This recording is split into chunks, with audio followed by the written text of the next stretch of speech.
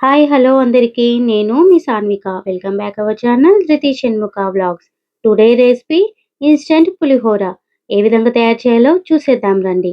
కావలసిన పదార్థాలు: మినప్పప్పు, శనగపప్పు, చింతపండు, కరివేపాకు, ఎండుమిర్చి, ఎండు కొబ్బరి, మెంతులు, మిరియాలు, ధనియాలు, నువ్వులు. నెక్స్ట్ ఒక ప్యాన్ తీసుకొని అందులో 1 కప్పు వరకు శనగపప్పును వేసుకోండి. అందులోనే హాఫ్ కప్ వరకు మినపప్పును కూడా యాడ్ చేసుకొని బాగా ఫ్రై చేసుకోండి.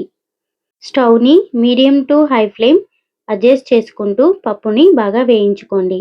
పప్పు కలర్ చేంజ్ అయ్యే వరకు వేయించుకుంటే సరిపోతుంది. ఈ విధంగా కలర్ చేంజ్ అయిన తర్వాత ఒక ప్లేట్‌లోకి తీసుకొని పక్కన పెట్టుకోండి. ఇప్పుడు అదే ప్యాన్‌లో 1 టేబుల్ స్పూన్ వరకు మెంతులు, హాఫ్ టేబుల్ స్పూన్ వరకు మిరియాలు వేసి ఫ్రై చేసుకోండి. ఇవి కాస్త ఫ్రై అయిన తర్వాత ఇందులోనే 2 టేబుల్ స్పూన్ల ధనియాలను కూడా వేసి కాస్త ఫ్రై చేసుకోండి. ఇవి కూడా కాస్త కలర్ చేంజ్ అయ్యే వరకు ఉంచుకొని ఇందులోనే 2 టేబుల్ స్పూన్ల నువ్వులను కూడా యాడ్ చేసి నువ్వులు చిటపటలాడే వరకు వేయించుకోండి.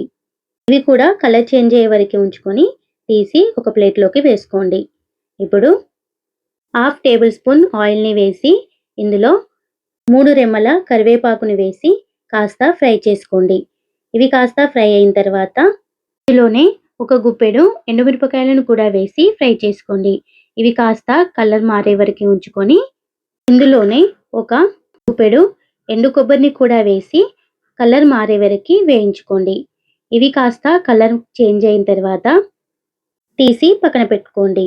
ఇప్పుడు స్టవ్‌ని లో ఫ్లేమ్‌లో అడ్జస్ట్ చేసుకొని 50 గ్రామ్స్ చింతపండుని కాస్త డ్రైగా అయ్యే వరకు ఫ్రై చేసుకోండి. చింతపండు కాస్త డ్రై అవ్వగానే తీసి పక్కన పెట్టుకోండి. ఇప్పుడు వీటిని పూర్తిగా చల్లారనివ్వండి. తర్వాత ఒక మిక్సర్ జార్ తీసుకొని అందులో చింతపండుని అలాగే మనం ఫ్రై చేసి పెట్టుకున్న పప్పు, ఎండుమిరపకాయలు, కొబ్బరి ఇవన్నీ ఒక్కొక్కటిగా ఇందులో వేసుకొని ఇందులోనే రుచికి సరిపడా సాల్ట్‌ని కూడా యాడ్ చేసుకోండి. ఇందులో నేను 3 టేబుల్ స్పూన్ల సాల్ట్‌ని యాడ్ చేశాను. ఇవన్నీ వేసి మెత్తని ఫైన్ పేస్ట్ లాగా చేసుకోండి. మెత్తని పేస్ట్ అంటే మరీ పౌడర్‌లా కాకుండా కాస్త బరకగా ఉండేలాగా చూసుకోండి.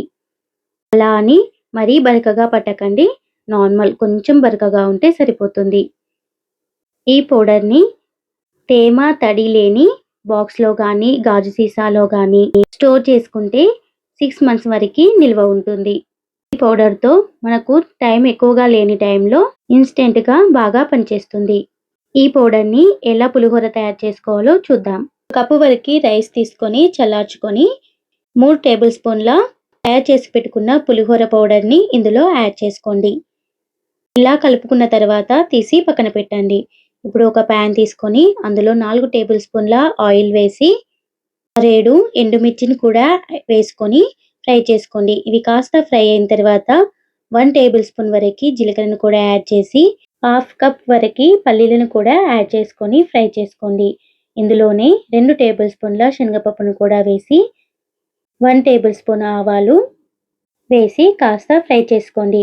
ఇవి కాస్త ఫ్రై అయిన తర్వాత 2 రెమ్మల కరివేపాకును కూడా వేసి ఫ్రై చేసుకోండి. ఇవి కాస్త చిటపటలాడిన తర్వాత హాఫ్ టేబుల్ స్పూన్ ఇంగువను కూడా యాడ్ చేసుకోండి. ఇంగువ ఆప్షనల్, మీకు కావాలంటే వేసుకోండి లేదంటే స్కిప్ చేయండి.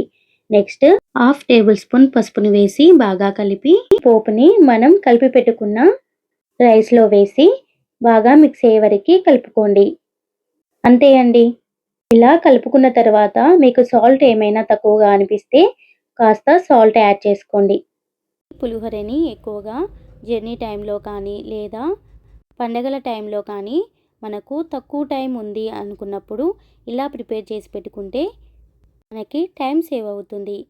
ఈ రెసిపీని మీరు కూడా ఒకసారి ట్రై చేయండి. మీకు ఎలా కుదిరిందో కామెంట్ బాక్స్‌లో కామెంట్ చేయండి. ఈ వీడియో నచ్చినట్లయితే లైక్ చేయండి, షేర్ చేయండి. ఇలాంటి మరిన్ని వీడియోల కోసం మన ఛానల్ని ఫాలో అవ్వండి. Thank you for watching.